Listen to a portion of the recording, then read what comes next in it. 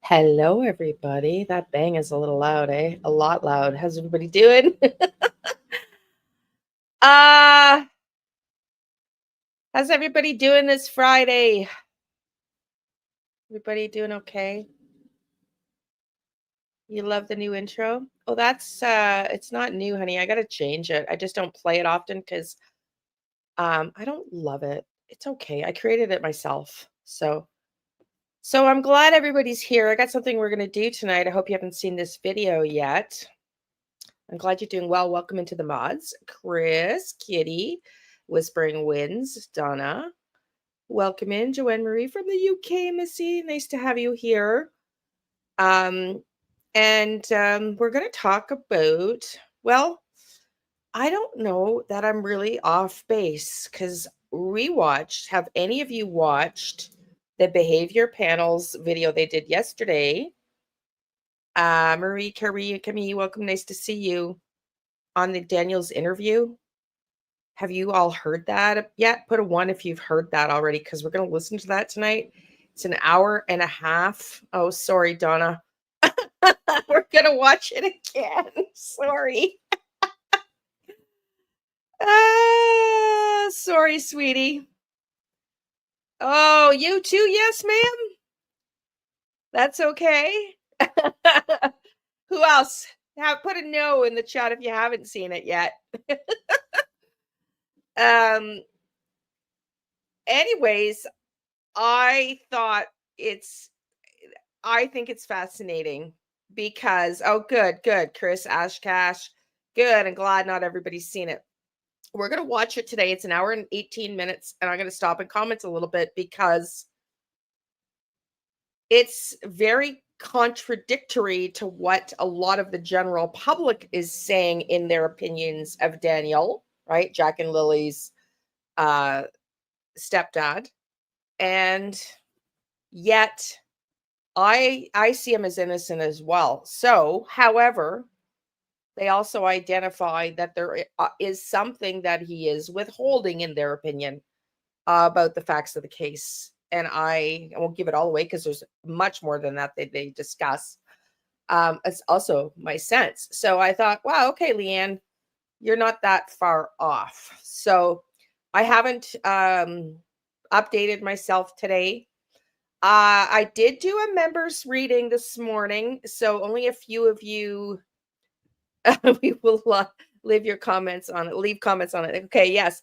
Mom is with kids. I heard that. I don't know if I believe that. That would be under the assumption we believe everything that Durwood and Daniel are saying and agreeing to. So I'm not sure. So if you are a member, go check out the reading I did this morning on Durwood and what he knows, what he doesn't know, how truthful it is. Very interesting. So go check that out. And I'm going to do a members live tomorrow morning. I'm going to start with my channeling of Liberace. And then I'm going to probably do one again Sunday, a members live. And then we're going to get into the 30 days preparing for the 30 days of building your intuition. Oh, very interesting. Yes. Thank you, Donna. I saw your comment. I just thought that very informative. And Chris, thank you. You think so? You guys think so as well? Does it make sense now? Because I don't want to say too much. There's a lot of the looky-loos people that you're not a member yet. Well, Joanne, that's okay. We're still going to do daily lives here for $1.99 a month. Is what the membership is. $1.99 a month US. We still love having you here. Absolutely. I get it. Don't fret over it. I'm doing just the spiritual and the tarot readings over there. For people that are interested in that. Yeah, I know. Okay. Thank you. Yeah.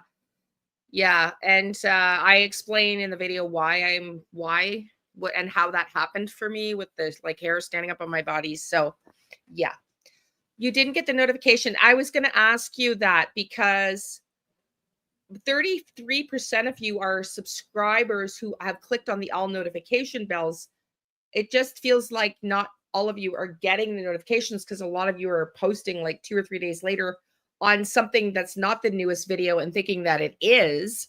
And so I was going to ask that tonight. So if you're not getting notification bells and you still want to receive an email that YouTube puts it out, I don't need your information or anything. You just unsubscribe and resubscribe and click on all, and then you'll get an email when I go live. I'm going to do the best I can to be up here every day now at 5. It might be a little later in the summer because we might want to be outside a little later, but I'm just going to say 4, 5-ish, 6-ish, depending on the day. And then the members lives the weekends. Okay. So I'm going to do 2 members lives this weekend. Tomorrow, I'm going to talk about how I'll show you the pictures of me wearing Liberace's jewelry. You can ask me questions of channeling him and what that felt like and everything else. And then we're going to do our start our 30-day intuition for members only. It'll be a live, and I will do that Sunday. So you want to have the notification bells clicked on. Do the best you can. If you can't make it, I understand everybody's from all around different parts of the world. So it'll be there for you to review if you can't make it. And I'll do the best I can for members to accommodate as many people. So when the members just, and then on this public, we're going to go daily. I'm going to start Koberger next week. I just have to do some digging on Koberger, and I want to look at some other cases. So we'll continue to look at Jack and Lilly. I'm going to freshen up on Sebastian once in a while, Koberger, and we'll pick a couple of other cases. And maybe what we'll do tonight, and I've asked before, I want to do Koberger selfishly because I like trials. Jack and Lilly, obviously, we're all invested in, as with Sebastian for the most part, a lot of us here. And I think so. Those are 2 that I've obviously been very, so am I, Joanne. So am I. I'm in Ottawa, sweetie. Well, I'm in Gatineau now. I just moved. Technically, still not out of the other place, but yeah. So, and so what do you guys want for the 2 other cases? I think 5 cases at a time is going to be more than enough. I want to do Koberger, like I said, and Jack and Lilly and Sebastian. And Sebastian's not really a lot. There's not really a lot going on. So when I say 5 at a time, I mean, that might be like we allocate 1 live to Sebastian, or there's an update or something to that effect. So just let me know, what do you think would be, or think about it, but what if anything comes to mind, other two other cases that you want to really go into? What do you have any? Does anybody have any in mind at this point in time? Is Seb came back? No, he did not. No, he did not. And Chris, I wasn't able to, and I want to talk to the mods who as well here. Thank the mods here, Chris, Kitty, and Whispering Winds. And I'm going to maybe suggest redo. I can email you all, like we have a group mod email. I cannot call the UK and the US. I had to really reduce my expenses, and I don't have a plan for the UK, and I had to take off my US plan. So I can't really call everybody, but if I send you the link and we start to do the lives every day at 5, and I email you the link, perhaps we could jump on at 4:45 or something if you can, so we can discuss things like as a group. So I'm trying to get organized with that. The Fox lady. Okay, thanks, Chris. Yeah, I don't know if everybody can in the UK. That's why I'm trying to figure out another way. Okay, so Kitty, what's the name of that case? Do you know? Sorry, you keep moving up. Fox lady committed suicide from bullying. Oh, I don't know about that one. Okay, so let me put a star on that. Okay. And that's true. You like jumping on early. So yeah, so and you don't feel obligated. Obviously don't feel obligated, but you just do that. It'll force me to get organized. We can talk about certain things and go from there. So everybody, yeah, I haven't heard. I don't know about the Fox case. So let me look at that. And then is there another suggestion? And then we're going to get into today's reading. What about Discord? I had a Discord and I'm not going to do a Discord. Not at this point in time. I just got to be a little concerning for various reasons. So at this point, no, I won't say no to that down the road, but at this point, no. She's only 9. This little girl at 9 committed suicide? I had one associated to this channel. I did, yes, ma'am. She's only 9. That's sad. That's really sad. Yeah, I don't know. I don't know. We'll see. We'll see. Okay, thank you for doing the YouTubey things. We'll talk about another case. But if you're a member, go check out. Remove that. If you're a member, go check the video I did this morning.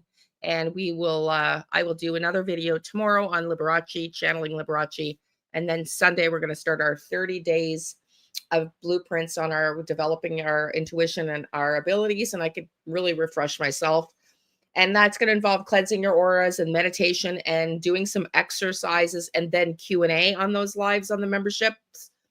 So those we will try to commit to at the same time every week.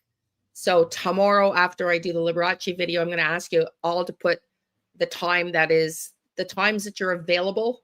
Give me some various options and where you live and what time zone that is so I can make it the live at the best time for the most amount of people, because that'll be a weekly. And then I want to do, like I said, we're going to deep dive into the CIA's recommendation and their study on how to astral travel. I have astral traveled. I don't do it. I've trained in it and I just do it in my sleep. I've done it before I even trained in it. That's what my dreams were all about. My dreams, my premonition dreams. And I'm starting to get some of those visions coming back, which is really interesting. And so we're going to do that too. I don't have a date on that yet. I want to read that first. And yeah, welcome in, Hope Floats. Say hello to Hope, another mod. So Hope, I was just saying, and then I'm going to get on to today's, oh, I want to be there. Please make me a member. I can't afford it. Sweetie, Joanne, I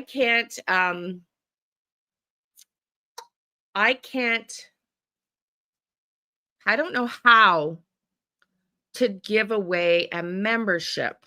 I don't know how to do it.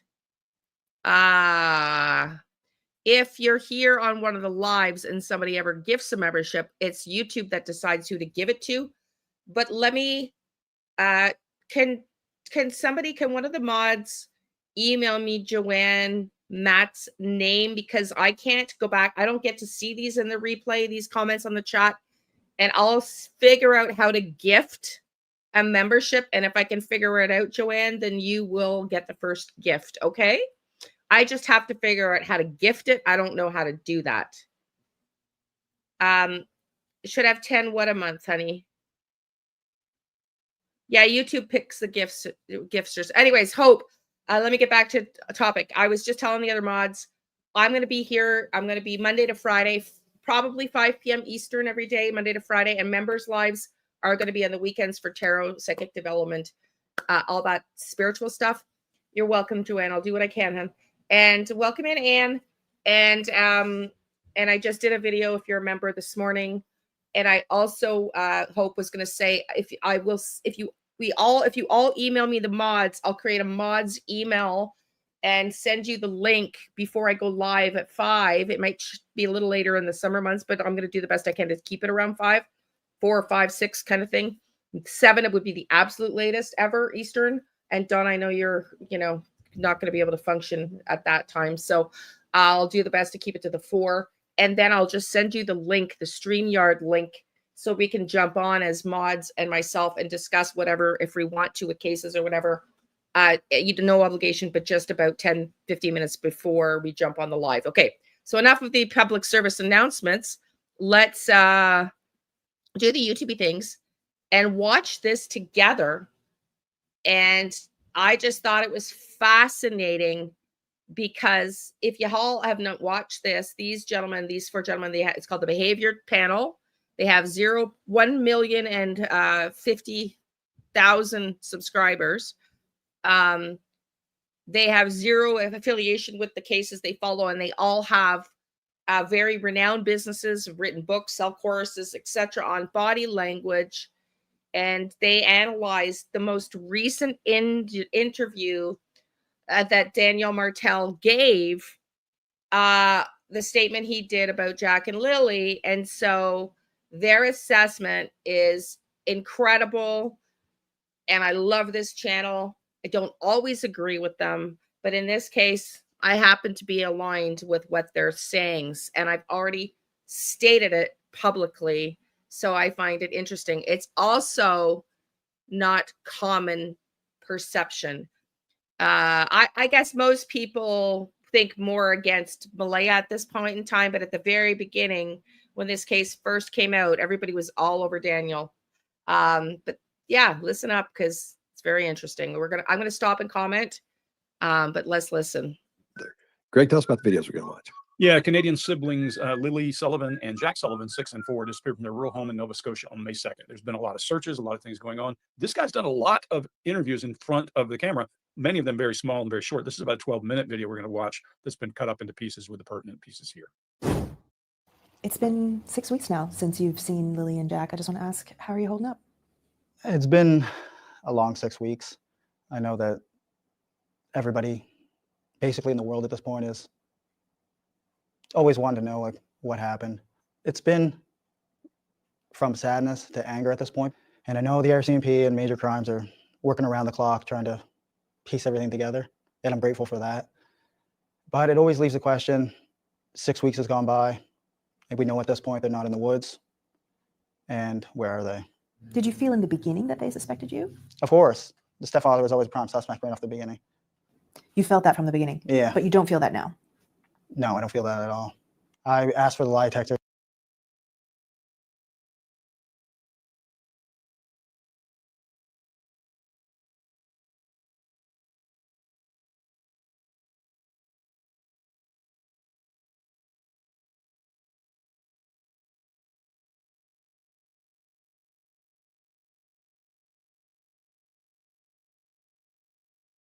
Exam, I mean, the polygraph exam. I gave them my phone. I told them I, do drug tests, because there's a lot of rumors online about a drug party. I know the person that said those rumors, and it was just to take the heat off themselves. Was there any kind of party? No. Was there any kind of gathering that someone might have thought was a party? No. There were no people at the house? No, not the night before.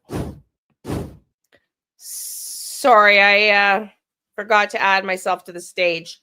So I was just saying, notably, the difference in his attitude about being questioned as a stepfather, conversely to Chris Proudfoot, who was so, appalled that he dare be questioned. And I was just saying, I'm glad to see and hear that Daniel has common sense.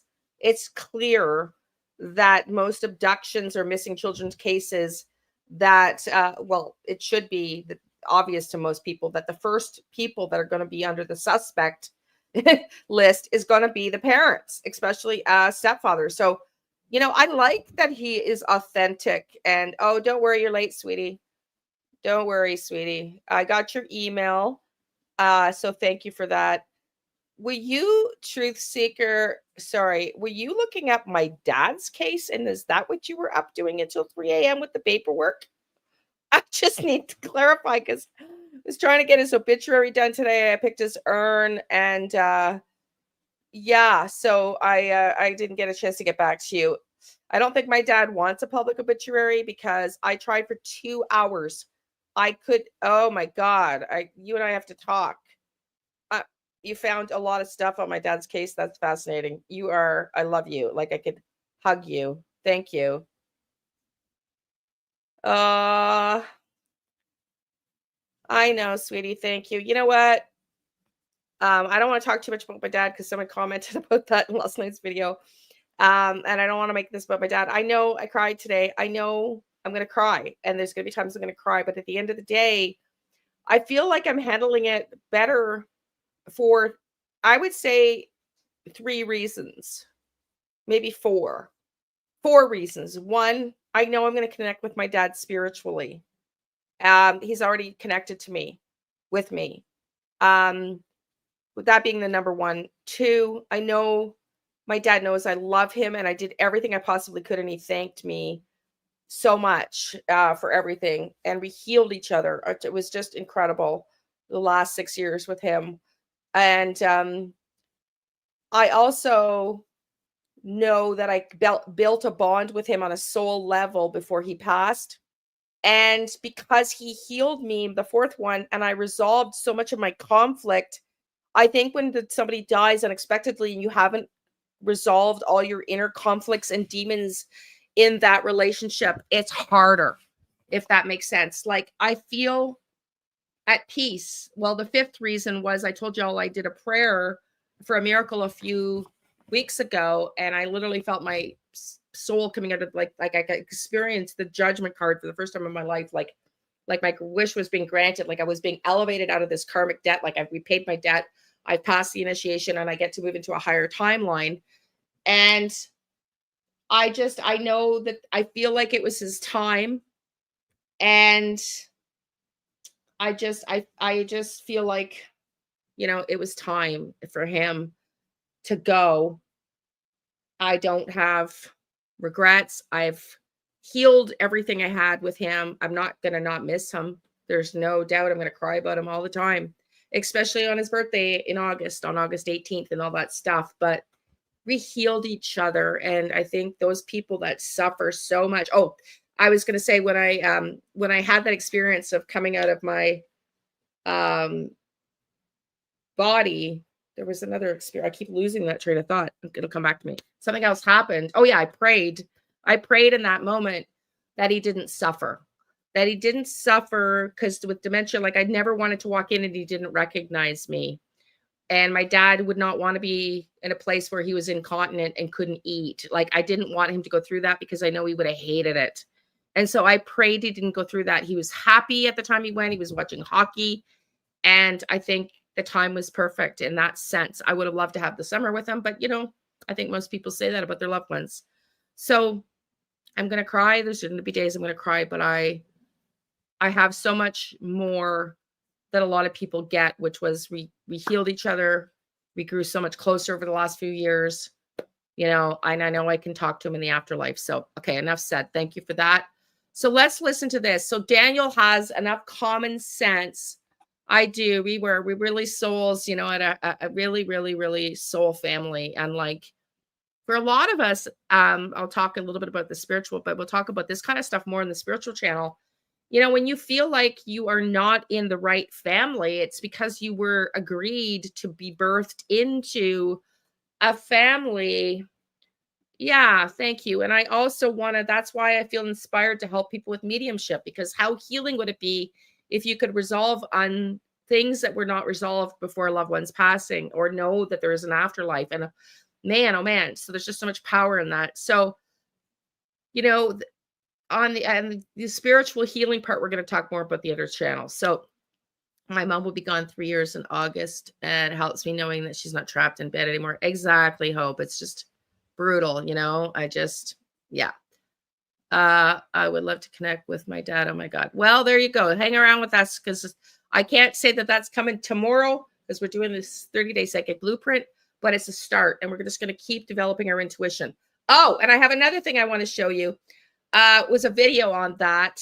Is a podcast on how a psychic that worked with the government for 30 years, the FBI, okay, y'all, you know, how my YouTube got threatened because I said the FBI worked with psychics and all that stuff. Well, this interview is on a big channel and it didn't get shut down. So we're going to watch her interview because I'm not allowed to say it on my own without getting shut down by YouTube. But it's a fascinating interview. And in there, she talks about working with the government on how she got her connections and mediumship and how she got her psychic abilities and how she tapped into everything. And it's a fascinating interview and how it really is possible. And I do also believe this, we are all born with the abilities.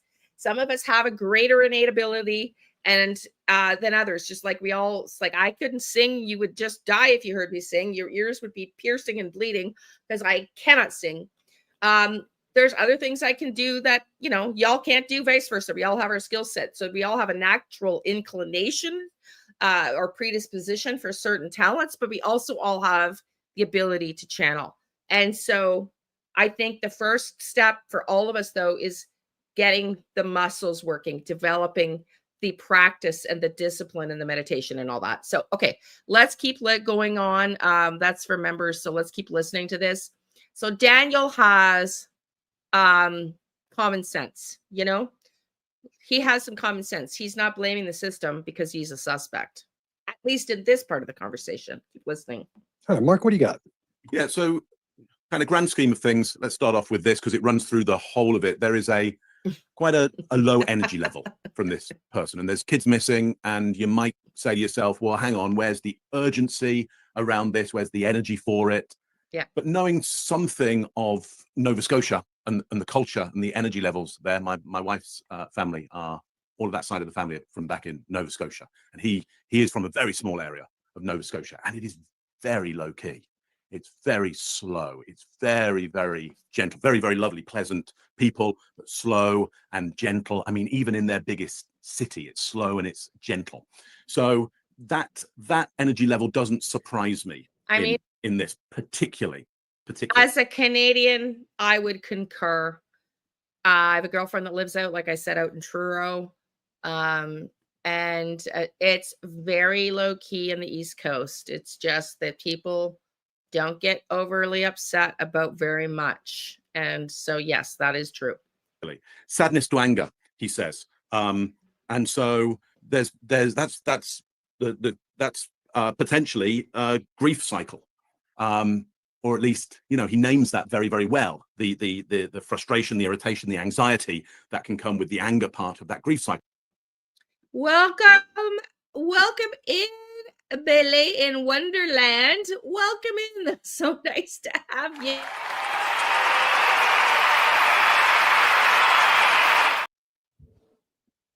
We are a great group. We are a great group. Oh, and by the way, I'm going to email Kelly as well. Stay tuned for that to come and talk about Jack and Lily with us. So that stacks up as a positive for him. He may well be in grief, and he's describing that. There's some lip compressions. The RCMP and major crimes of working around the clock, lip compression on that, potentially withheld opinion about that. And 6 weeks have gone by, and there's some lip compression around that. So is he holding back a viewpoint maybe on this is taking too long, they're not doing enough? It's a possibility there, especially because if he has moved from sadness to anger, that could suggest a frustration, an irritation with how slowly this might be going. And again, in his favor, he's looking for answers somewhat, and he's happy to get himself checked out with this polygraph that they talk about. So he's not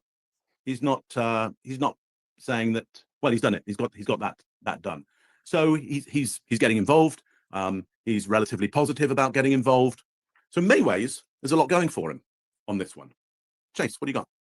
Yeah, I actually agree. He's calm. His angles are crossed. And Mark actually taught me this. We were at a bar, I think, when you taught me this, which makes it harder to stand. And him getting in a position where it's harder to stand up means that there's likely more comfort there. His blink rate through the whole clip here is steady. There's some small fidgeting. It's probably more likely due to cameras than guilt. There's some protein buildup in the mouth with some white stuff you'll see in his lips. Greg's going to definitely talk about this. Greg worked at the world's #1 stress laboratory, and there's some protein there. But people might see the hands on his lap as genital protection. It's not. When we call those things out, it's important to note the first C of the 5 C's, which is change. His behavior is essentially baseline here in this position. We don't also see wrist protection or hand tightness or rigidity in the lower body. So the legs are calm and relaxed. Keep in mind, we're analyzing his responses to specific questions here.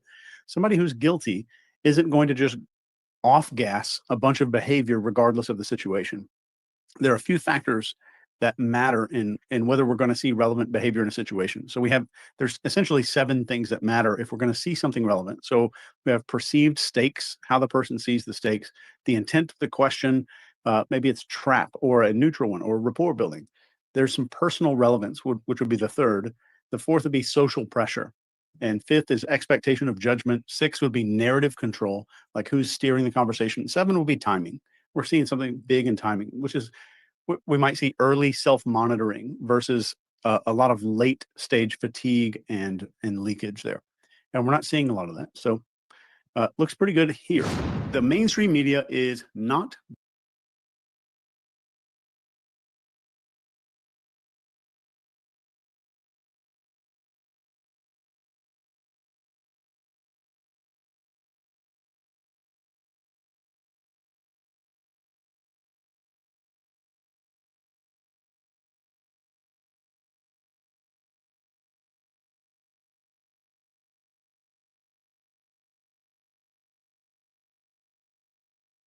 Amount of stress.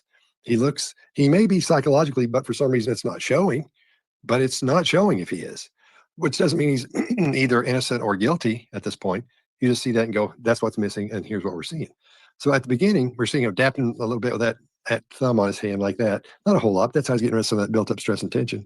And then, Oh God, thanks, Chris. If I'll ever get used to it, I don't know. I don't know why it does that. When you show him a video, it just automatically mutes you and you have to unmute or it's just weird. But yeah, I was just gonna say, what do you think? Do you think Daniel is innocent or not? And I was just saying I was skipping through his advertising of mainstream media being motivated to create division in society and spread misinformation. So but tell me what you think of Daniel. We're going to keep listening. Let me just rewind that a second and we'll go back into it. clear, so's his voice. He doesn't look disheveled. He doesn't look worried. There's no body language or behavior here that tells us this person is under a tremendous amount of stress.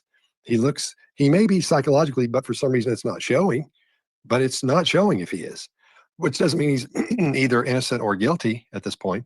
You just see that and go, that's what's missing. And here's what we're seeing. So at the beginning, we're seeing him dapping a little bit with that thumb on his hand like that. Not a whole lot. That's how he's getting rid of some of that built up stress and tension. And then sometimes, depending on what's happening, like when he says it's been a long 6 weeks, that's when his legs tighten up a little bit and his feet kind of scooch around a little bit. Not a whole lot, just a little bit. But that suggests discomfort there. Now, something's odd to me when he says everybody basically in the world at this point wanted to know what happened, like it's over and already happened. So I think he sees that whatever is going on has already happened and is complete part of it, which would be the kids are not with us anymore. So That is also very interesting. He does have this sense of like he's already closed.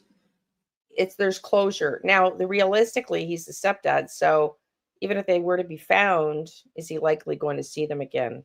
Probably not. So there's a good reason that potentially he feels this closure, but they're picking up on that and potentially that there is something he's not saying. So we'll keep listening. kind of bothered me a little bit. It looks like he's accepted that. And then he's the one that asked for the polygraph test for the lie detector test. That doesn't happen that often. The person going in doesn't say, hey, give me a lie detector test. Here's my phone. Here's all my stuff. So that's a lot.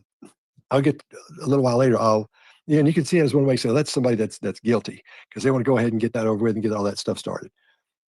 That's one way to look at that stuff. But then there's that smiling. Well, when she asked about a party being in his house the night before, he says it didn't happen that night. And we see a little bit of smile on his face. So I don't think that's duper's delight in there. I think a lot of people may think that might be, but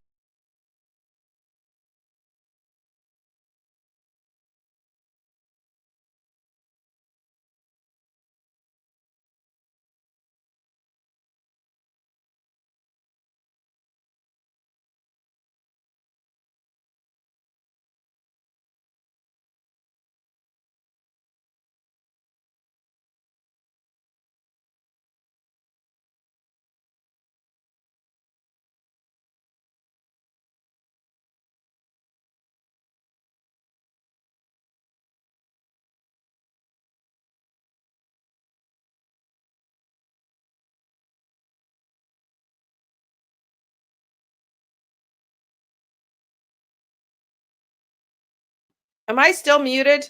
For the love of God. Have I said I really dislike StreamYards yet? YouTube does it automatically. It's just I got to remember. It's like embedded in my brain. As soon as you play a video, they mute you, or this StreamYards thing. It's so annoying. Anyways, I don't remember what I said. Apparently, I don't need to say it again. Yeah, I just think that he knows more, and that the reason he may feel this closure that they're picking up on is, one, maybe he's aware of what's happening, which I actually do believe he knows.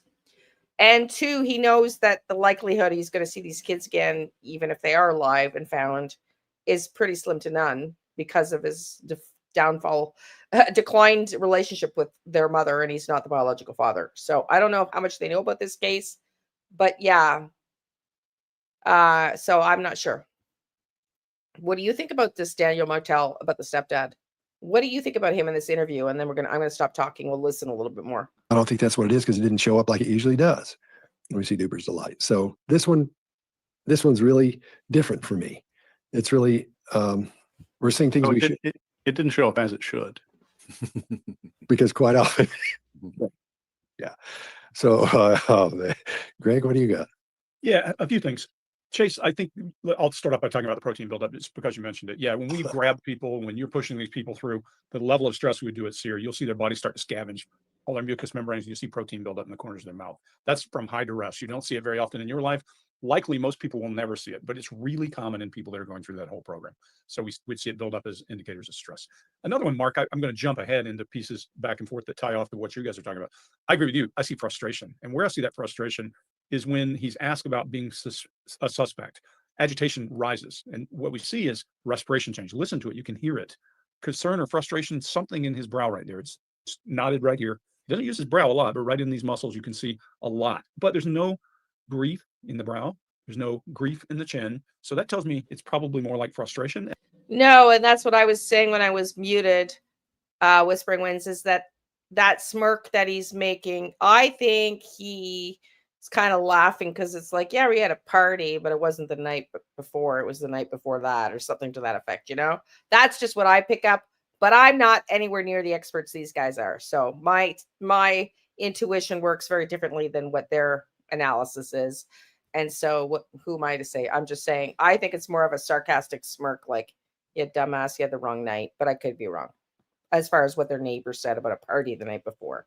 And then he withdraws his lips like that. And he's either moistening his lips for appearance, or it's a request for approval of some kind. It doesn't show stress. His pupils don't show any dilation. His respiration doesn't go through the roof, but his breathing changes when he's asked that one question. He also chaffs. This is a good indicator when a person chaffs as part of their nature and tells you about something that happened, but doesn't try to redirect the conversation. He's just rattling off things that happened. The one piece that I wish would have been explored a little bit is that not last night, not the night before, because that's an abandoned statement that I cut it. There's nothing after that tied to this question. So the reason I cut the video there is because it's like, that's frustrating as hell. There's another thing, Chase, you talk about 7. There's a lens that all those 7 are taken through, and we have to all be careful. We all are. We talk about this all the time.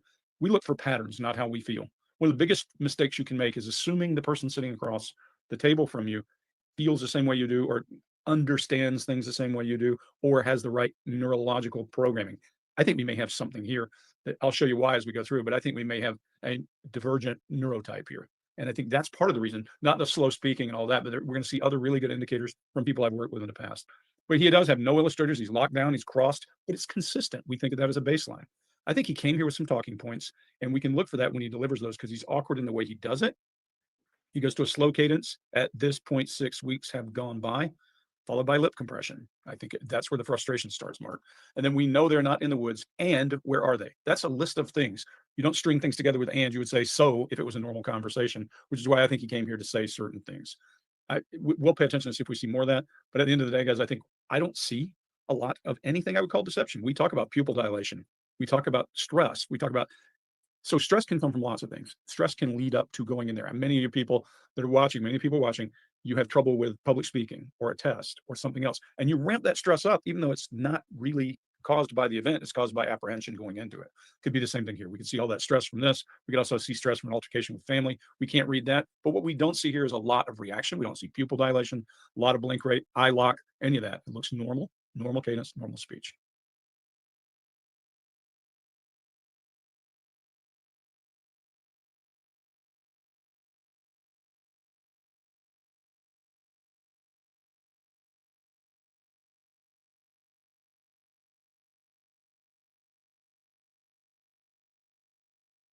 Here we go again. Friggin' muted myself. Chris, I was just gonna say, or I was saying that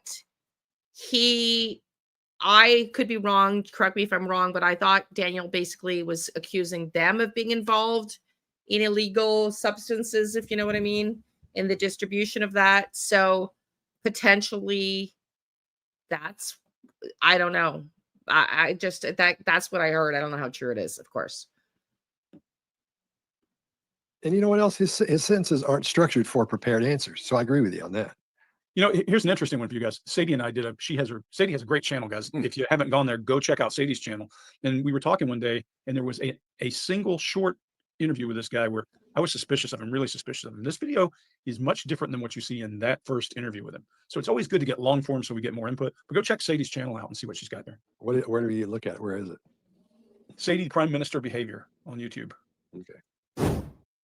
It's been 6 weeks now since you've seen Lilly and Jack. I just want to ask, how are you holding up? Such It's been cuties. a long 6 weeks.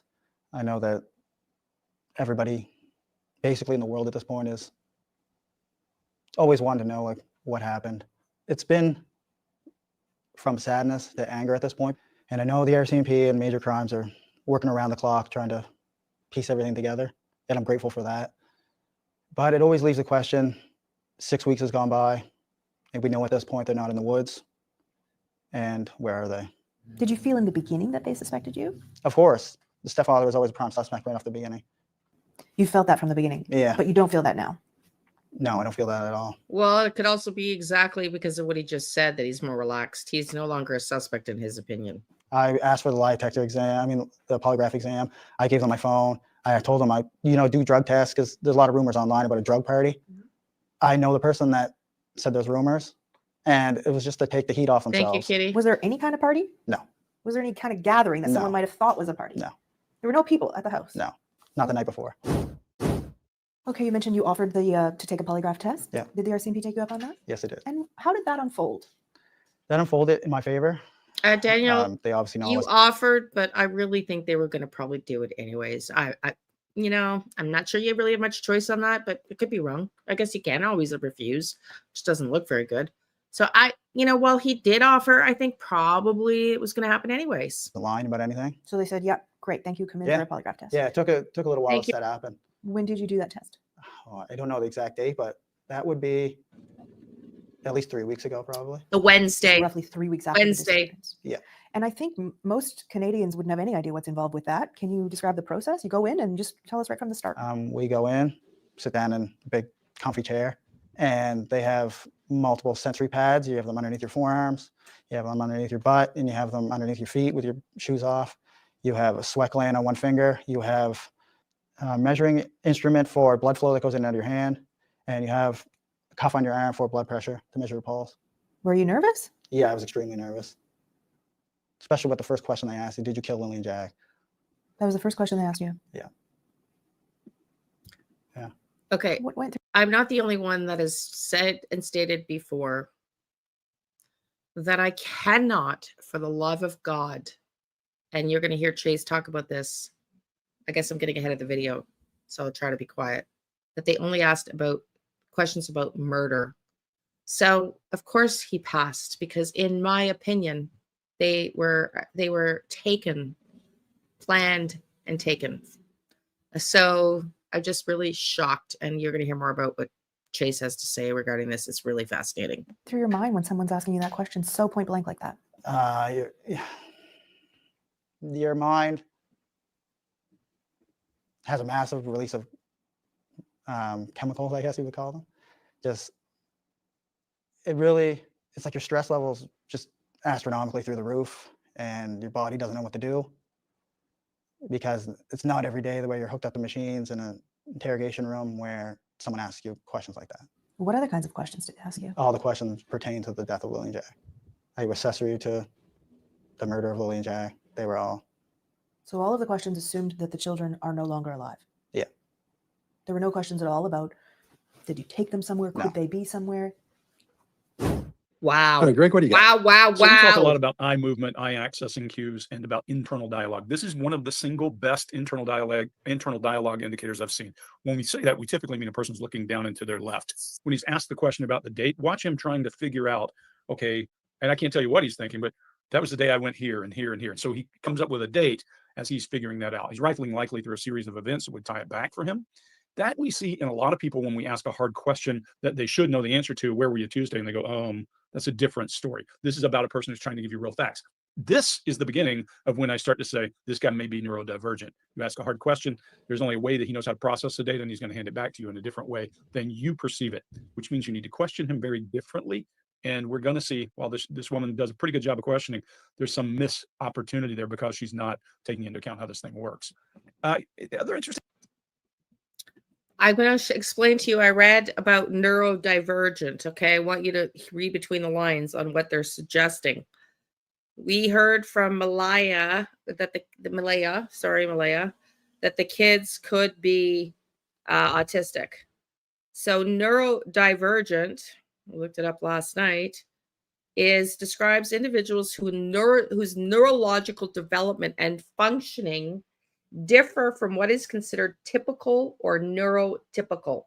It's a non-medical term encompassing variations in brain functioning, including conditions like autism, ADHD, dyslexia, and other cognitive and developmental differences. This concept emphasizes that neurological diversity is natural and should be respected rather than viewed as deficits. So what they're trying to suggest is there might be some spectrum of autism there with respect to Daniel, which is what potentially why Amalaya had said that the kids were possibly, autistic, and that could be high functioning. We don't really know. It's certainly, she was certainly implied that if they are, that it was high functioning. And so what they're saying here, if you really listen, is that some of these markers may be skewed because of that. But at the end of the day, they're not really picking up things that would indicate a guilty behavior. But let's keep listening. Piece, he shows the same level of concern. Yes, they were not. I get that. As Yeah. he did when he was talking about being a suspect. A little bit of wrinkling in the brow, not a whole lot.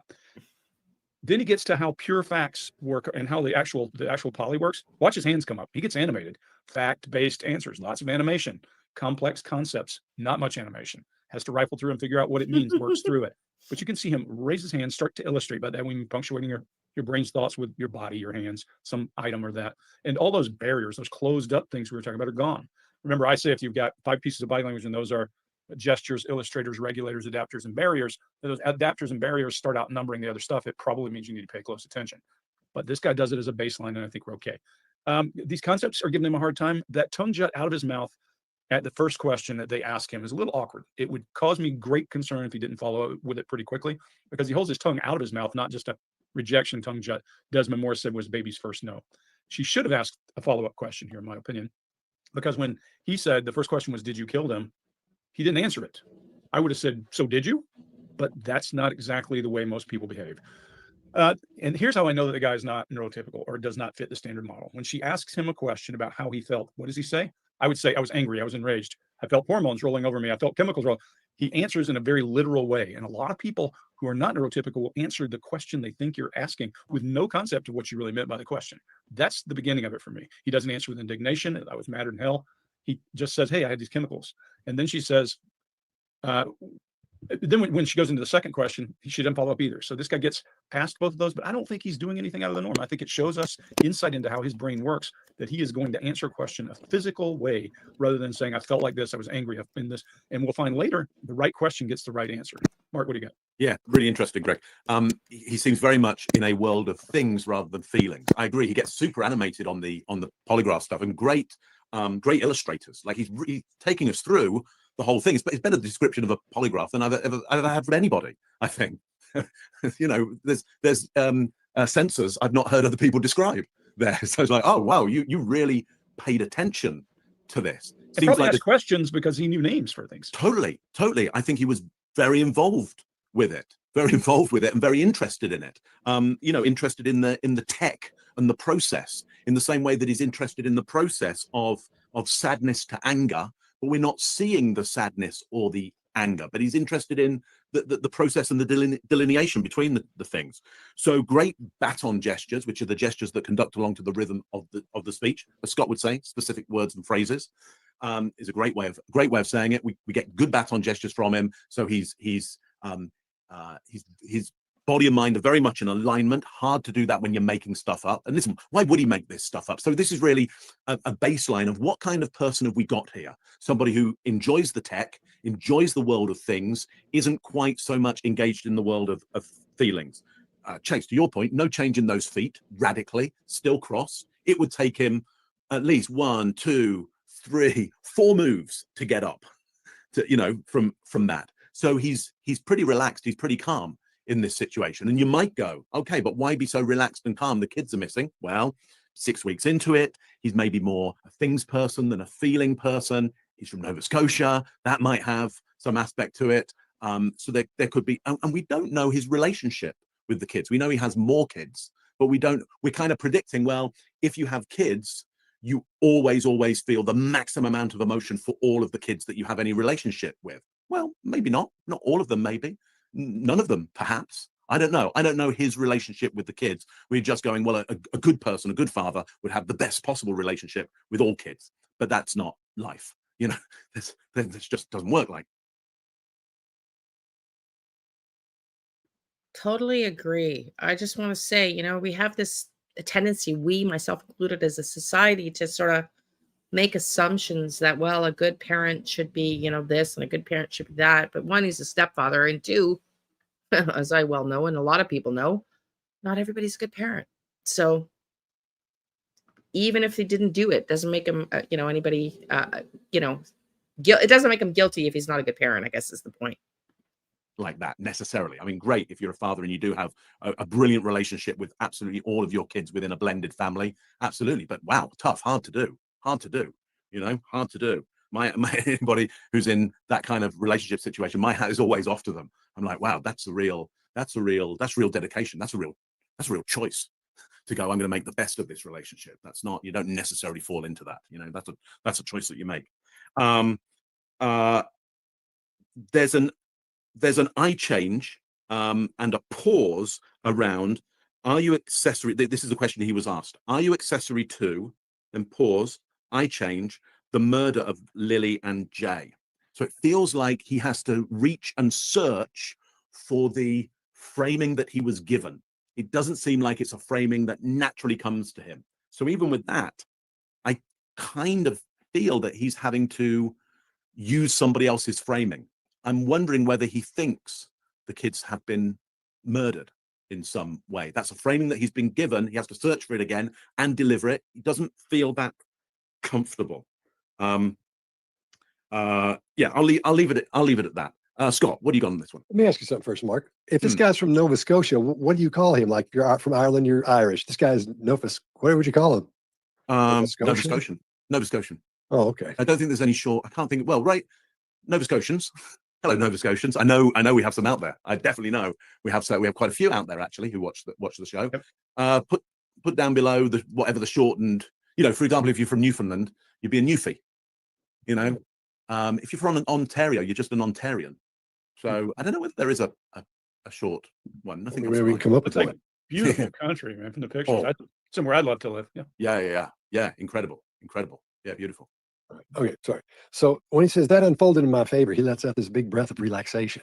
So that he's got some stress happening there, but I can't tell if that stress is from that bothering him, or it's the stress is building up because he's afraid that's been put on him, in other words. So then he says, yeah, I was extremely nervous. Then he smiles. I think that's a nervous smile.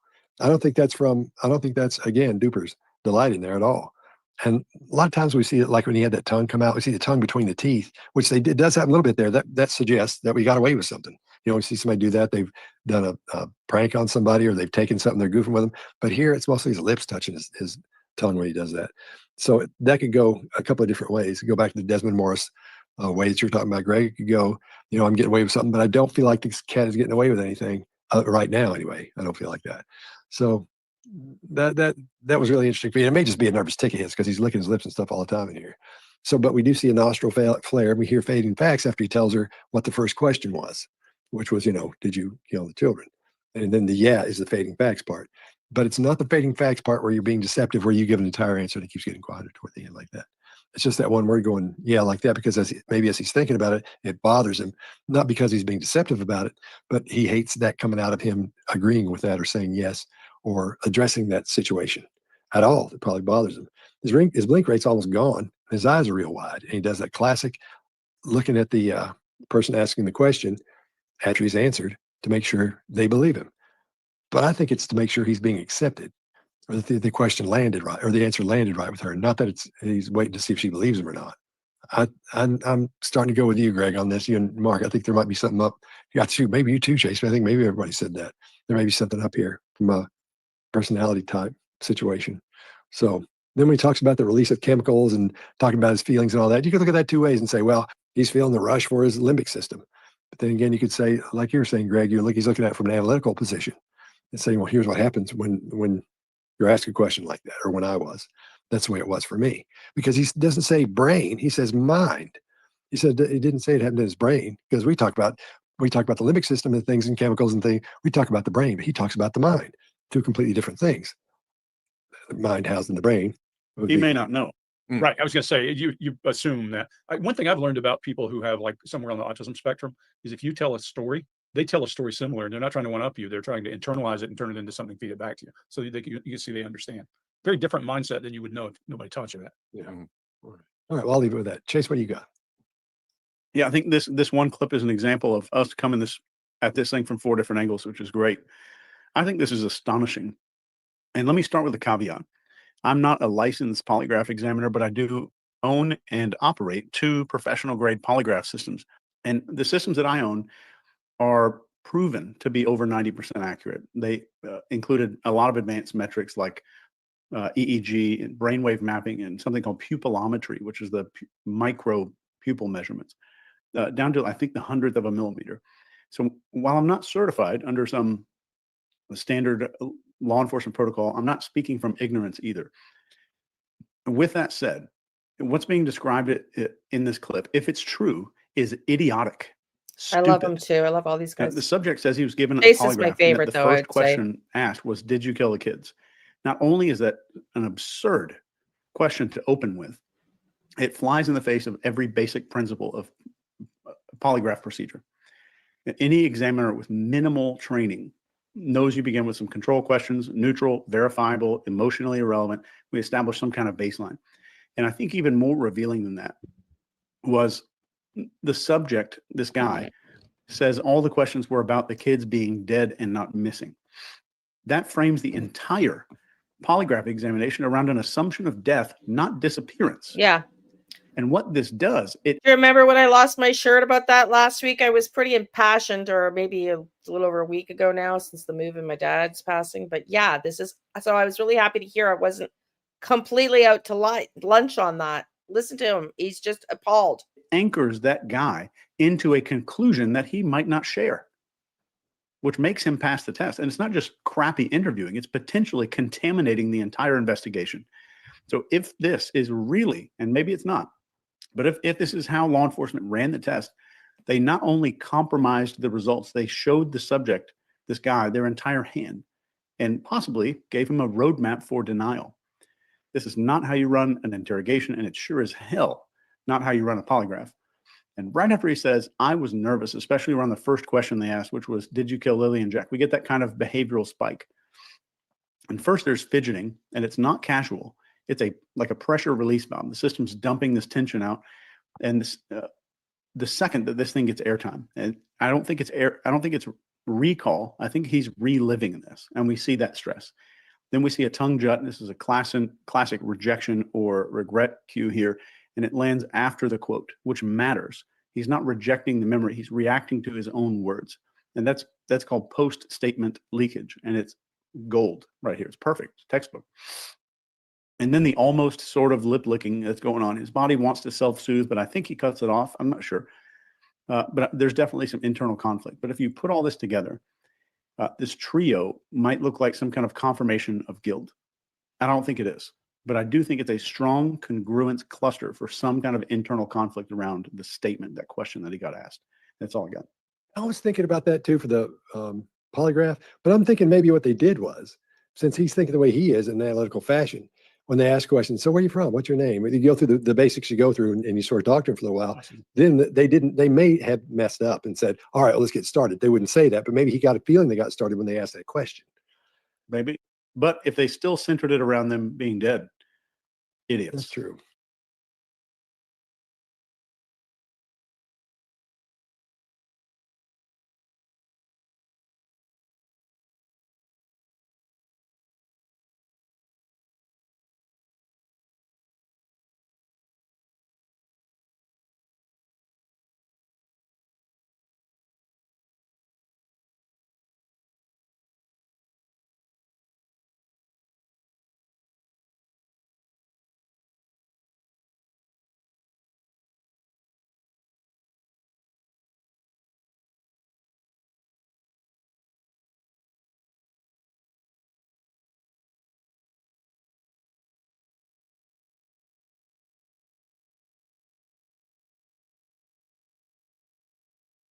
Oh, for the love of God. You know, I'm a slow learner, eh? I was just saying, if you have not subscribed to these guys, please go and do so. Absolutely love these guys. And I was saying someday I want to study body language so badly, and I'm going to go to these guys. And the second thing I want to study is forensic astrology. And of course, I have my books to write. So, time is, someday. But if you have not subscribed to these guys, it's called the Behavior Panel. I'll put a link to their channel after the live in the comments section below. They are just amazing. I absolutely love them. Again, I agree with most things. Take something pre-interview also. Yeah, you could. I don't know if you are told not to, though, because I think I'd have to Google that. Let's chat GTP that. Give me a minute here. Let's do it live. Is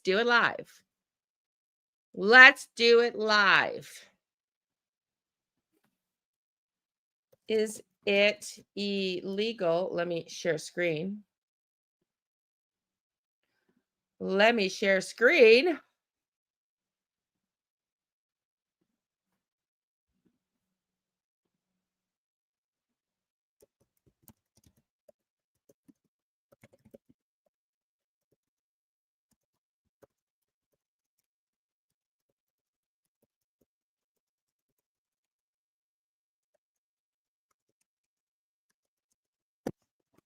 Is it illegal to take something to calm your nerves before a polygraph test? Take something to calm your nerves before a polygraph test may not necessarily be illegal, but it can have serious consequences depending on the context, especially in legal or employment relating settings. Here's a breakdown of key points. Well, this was more than I expected to get, so thank you. I want to start educating, and that includes educating myself. So when we have comments like this, let's just start, figuring out. Legality, generally not legally, taking over the counter substances like herbal supplements, chamomile, valerian root. Well, something tells me made a little bit stronger than that, chat. But anyway, even prescribing medications like anti-anxiety meds is usually not illegal. Illegal if deceptive. It can cross into illegality if you're using a substance to intentionally alter or defeat the polygraph, sometimes called countermeasures. You lie about taking the substance, especially under oath or during a law enforcement investigation. So this is what's so interesting about that being the first question, because I don't know, I've never taken a polygraph, nor have I seen one, But like they said, there would be normally some baseline questions, but I would suspect you would have to say, oh no, Joanne, I'm not going here though now. I just thought it was a great comment and it was worth exploring, sweetie. But I know what you're saying and I agree with you. I just was curious about, my understanding would be that you would have to let the polygraph practitioners you would have to notify them. And I would bet dollars to donuts, but let's pin this to remember when Kelly comes on, to ask him this very question when he comes on about the polygraph. I think you could take something, but you would have to notify them that yes, you took something, is what I think. But let's wait and see what chat says here. So no, I thank you for the question. I just want to learn. And so I think it's a great comment to learn. And he doesn't look like he's taken, like, at least not enough to, to really show. But let's ask Kelly when he's on about this. So disclosure is key. If you're taking any medication, prescription, or otherwise, it's best to inform the examiner beforehand. Polygraph examiners often ask questions about medication, sleep, and stress levels because these can affect results. If you hide your use of medications or calming substances, it could be seen as an attempt to manipulate the test. Interesting. We don't need employment. Federal law in the US. How about in Canada? In Canada.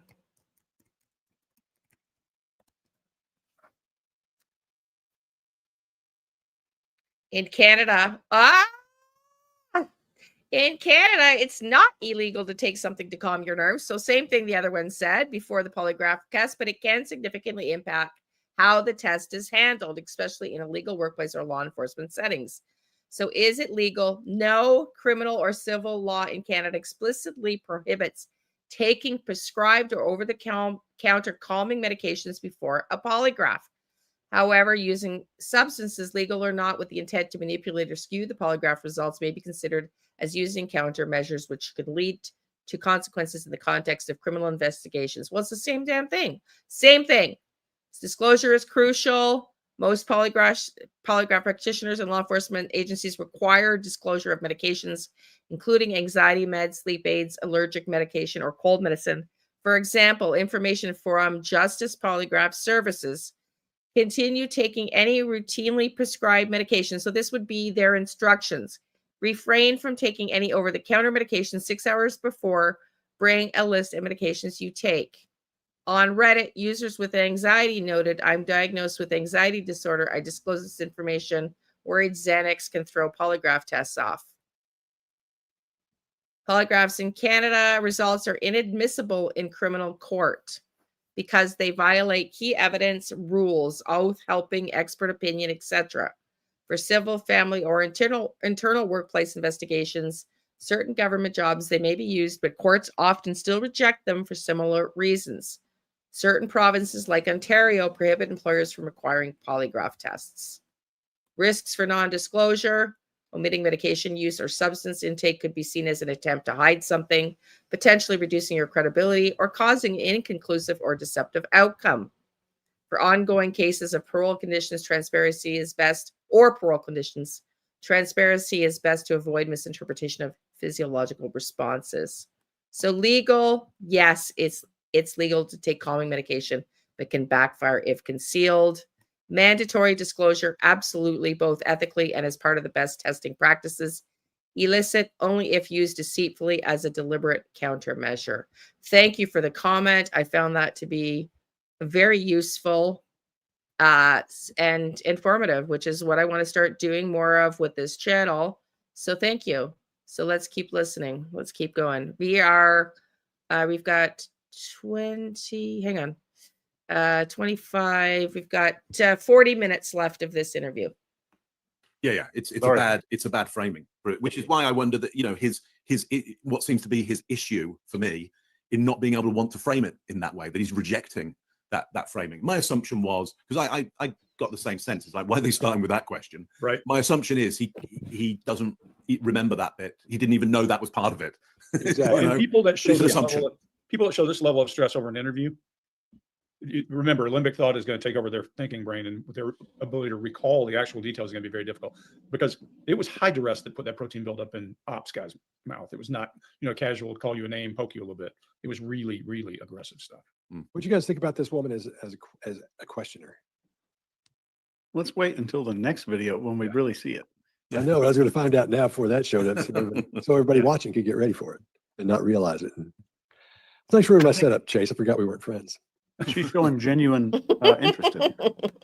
I think she so too. Appears to be interested, which is a good sign so far. I think a whole lot of people want to know what happened in this case. I mean, this is a big deal in Nova Scotia for sure. One thing I thought was great about her, though, is once she asks a question, she zips it, doesn't say anything, lets him keep talking.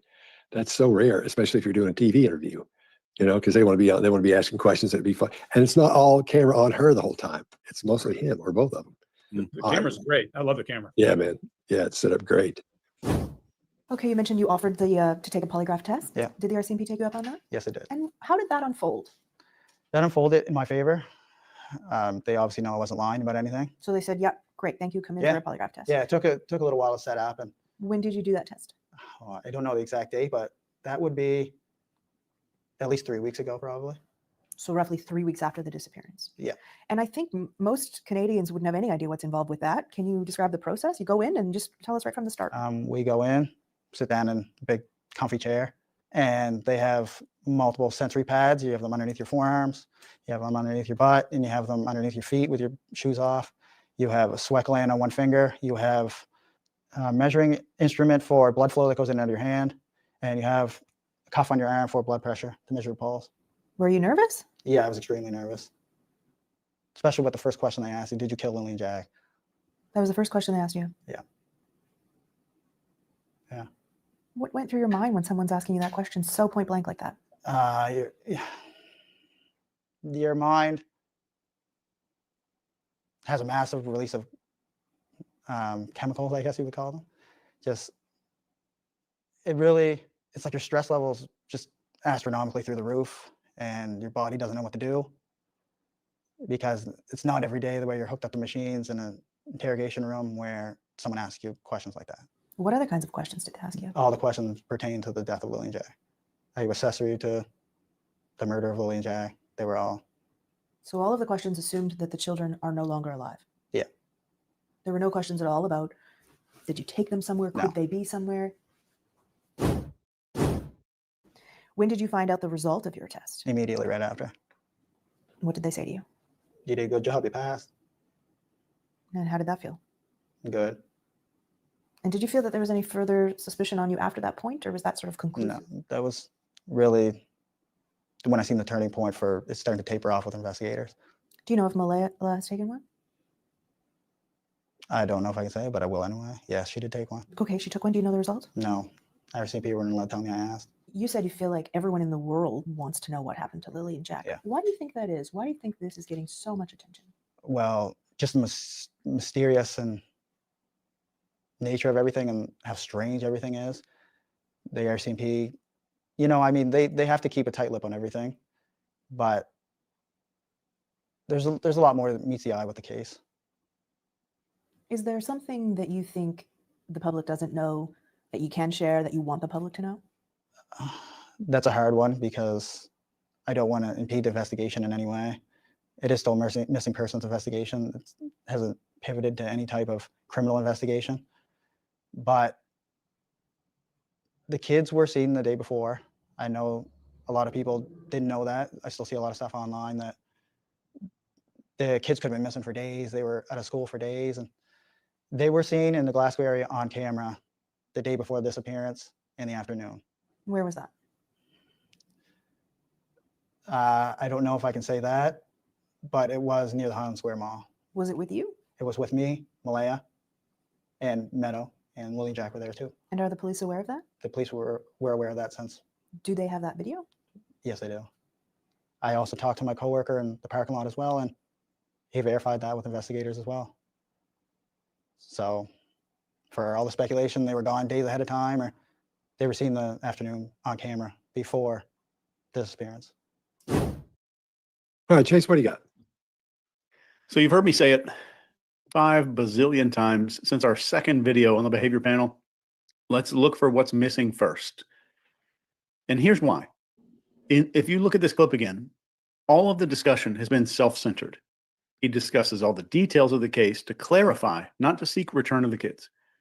He talks about people wanting to know what happened instead of getting them home.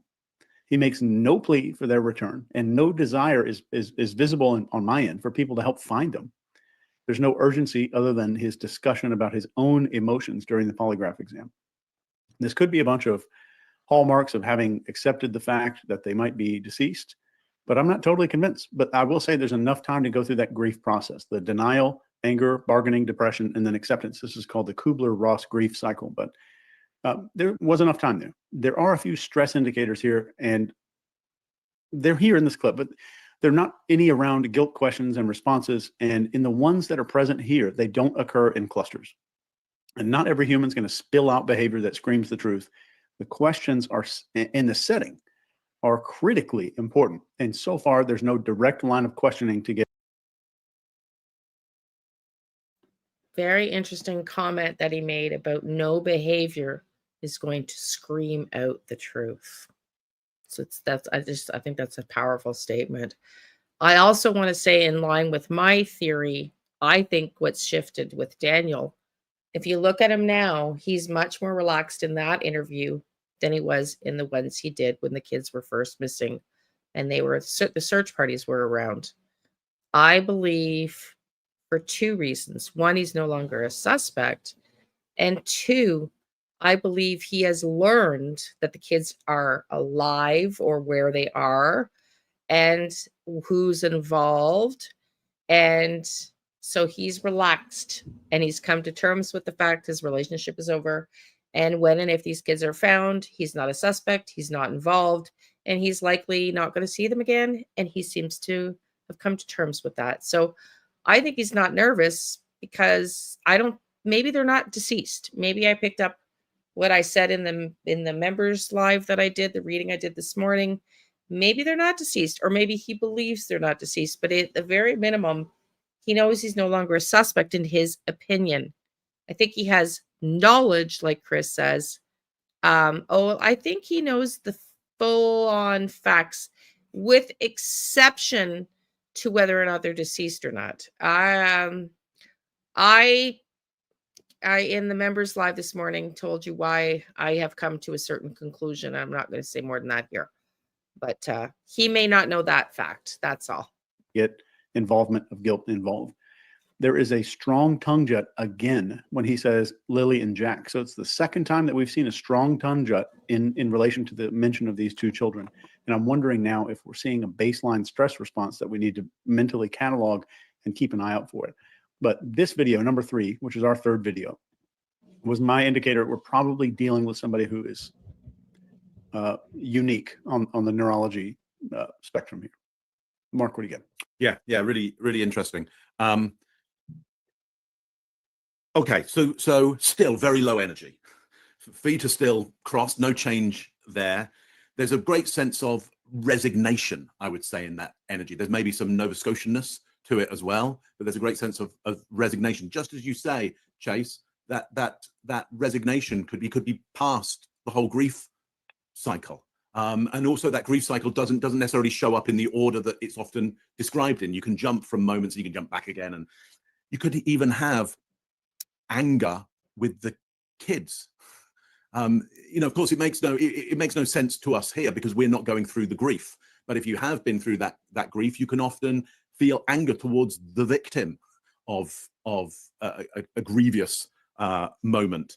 So there's all kinds of things that can happen there that won't seem, from an outside viewer's point of view, you may not be able to work out why would somebody feel this at this moment. Also, Chase, for my money, in order to get round to going, hey, if you see the kids, here's what they look like, and he'd have to go against the line of questioning of this interviewer.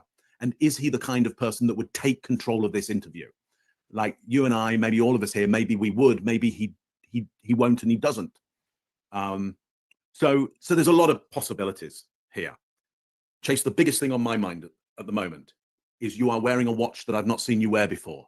It's the Omega Swatch Mission to the Moon watch. It's a How lovely the- watch. How the shit did you know that? Because that's just, I pick up on these things, and it's a lovely watch. And there are some people out, yeah, it's a beautiful watch. There are some people out there who think that Swatch made a bad move, a grievous move doing this. I'm one of the people who think it was a wonderful move that they made. Yeah, it's a particularly nice watch. I wish I had one myself, but I mean, I would love the whole collection. They've got all the planets, I think, but this was They've a got all the Father's Day planets. gift. Yeah. So, Oh, Oh, very nice. really? Fine. Well, that's Good why on I was. Who's Yenis? Who? I don't know who this is. It does make more sense. Going to say, how come I've not seen that before? What an absolutely wonderful Father's Day gift. I can't Yeah. think of a Good better kids. Father's Day gift. It's lovely. Lovely. Nice. Thanks. Kids, nice watch that you got, Dad. Nice watch. Greg, what do you got on this one? Oh, Yeah, I have there's no a whole lot idea, going on Donna. in this one. I agree with you. And to be able to, even if it's not about the grief cycle, to be able to stand up and say, "Hey, wait a minute," the kids takes a certain amount of social awareness. I don't think this guy has it. I don't think he's got the. To your point, he's not the person to interject and say, "Wait a minute, hold on, back off."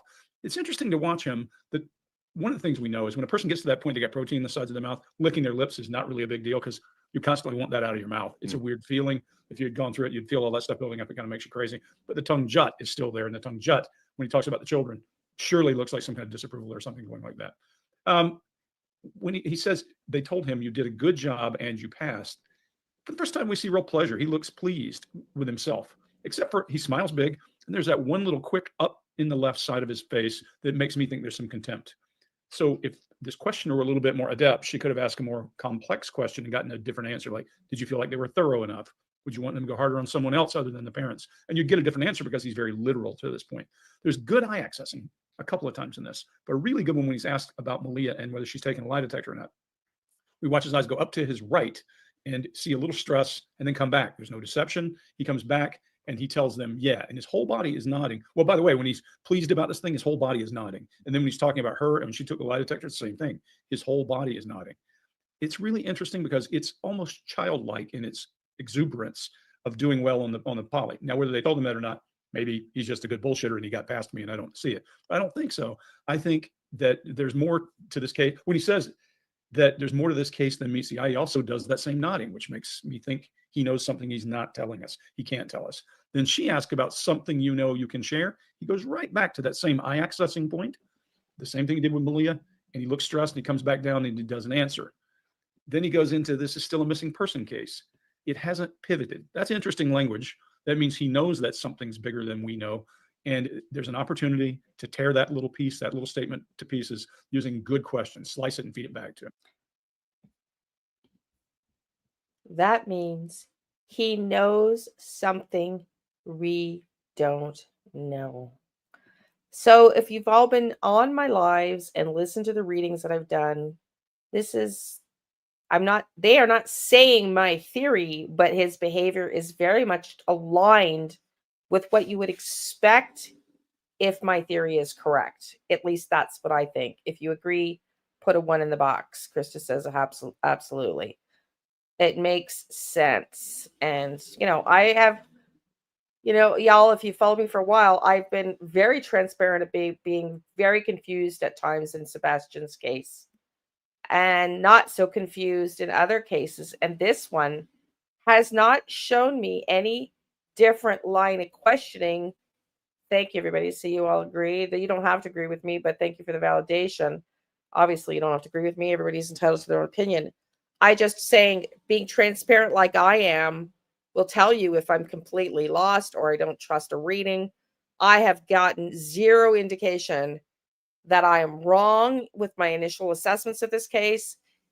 With the first few readings, we were sort of just, getting a sense and formulating a theory and whatnot. And it's evolved a little bit over time. But since it's been formulated in its entirety between my 2 visions and the readings and stuff, listening to interviews, I feel like I am not incorrect in this case. And I'm not above ever saying, I don't trust this. I'm not getting this. I don't know if I trust this.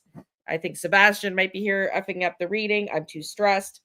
I'm definitely open and honest when it comes to that. And in this case, I just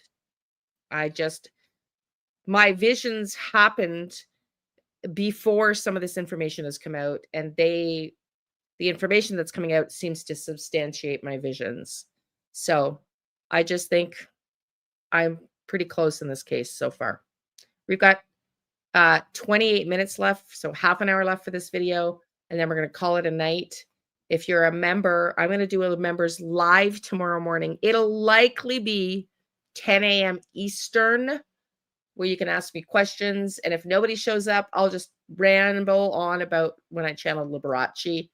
Sunday, probably be Sunday just before this live, which will be probably 5-ish Sunday night for the public. I'll do our first 30 days. And then if that day doesn't work, we're going to start the poll and we'll move it to the same day every month. And if you're not a member, I will be back probably tomorrow to evening, unless something comes up in life. Tomorrow night, it's around the same time. And I'm going to start talking about Koberger. Okay, we're almost done. The last half an hour here. We're going to keep plugging through for a few more minutes, and I'm going to only probably stop and comment a couple times. Why does that matter that it's not still being treated that way? What do you mean by still? 2 kids are missing. What more could there be? Those are 3 questions I would have followed up and would have gotten very literal with him, because we know he answers literal questions really, really well. But then when he's asked where the kids were, he's back to that same I-S-Q. He goes for the 3rd time. And associated with the facts, he shouldn't say something. He does say it, 2 of them. So he doesn't tell us something.